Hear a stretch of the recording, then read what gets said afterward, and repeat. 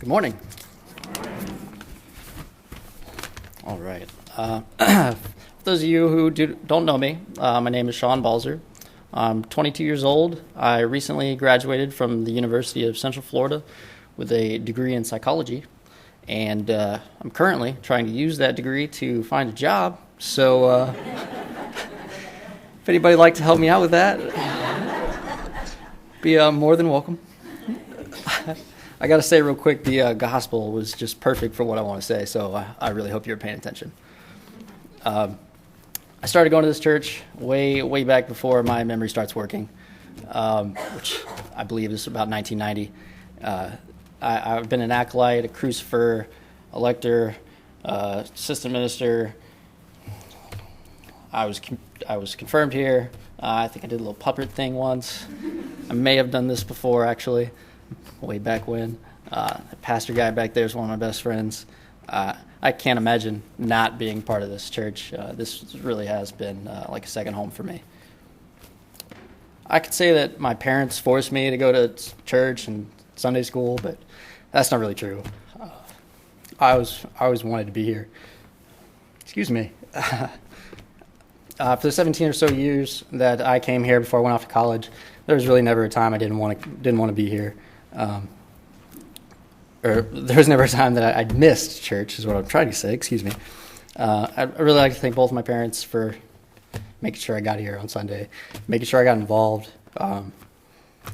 That really helped lay the foundation for my faith and my relationship with God in my daily life. One of the greatest things I got to experience through this church is Blue Ridge. If you haven't heard, Blue Ridge is awesome. It is a high school Christian values conference. It's held in Asheville, North Carolina, every July. And just not only is it just the greatest thing ever that I think every high schooler should go to, but for me personally, it really helped me explore my faith and really shaped my relationship with God and how I interact with Him in my everyday life.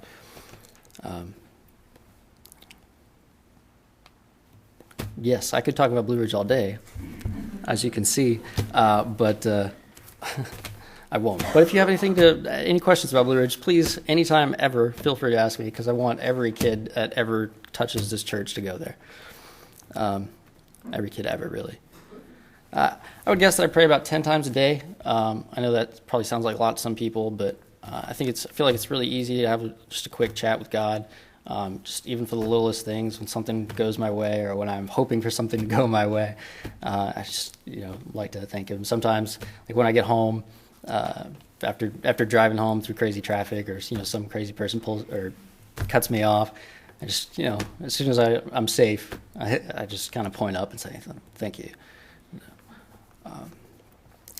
Doing things like that really keeps my relationship with God strong and makes it easy for me to talk to Him about anything.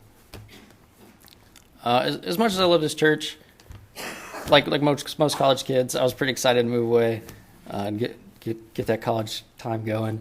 I spent my first 2 years of college in Gainesville, but those 2 years didn't go like your typical first 2 years of college. I spent a lot of time going doctor's appointments, trying to figure out what was wrong with my old man back, as my friends like to call it. I had a lot of back problems. If you wonder where I was quite the athlete growing up. I played baseball, basketball, football, cross country, track, probably everything else, and I was really good at it. But baseball was always my number one thing.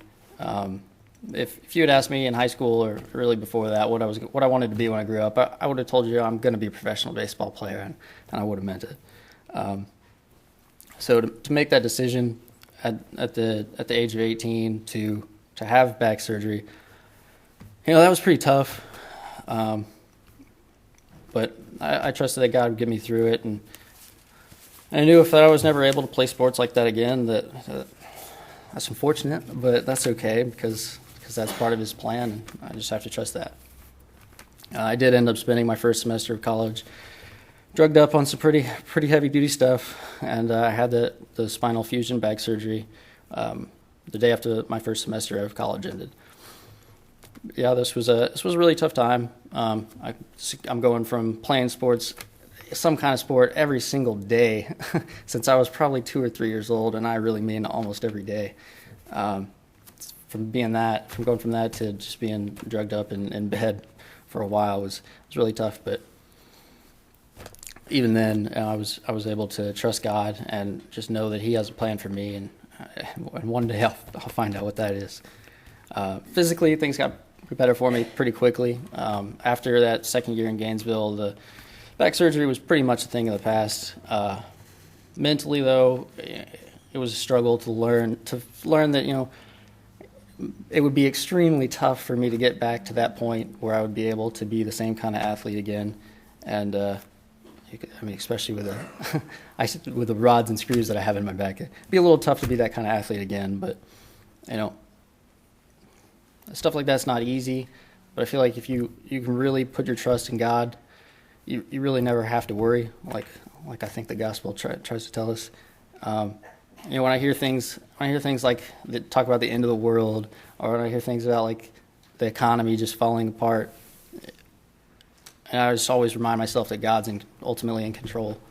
And if by some crazy chance the end of the world really does come soon, it's okay, because that's all part of His plan and He is in control.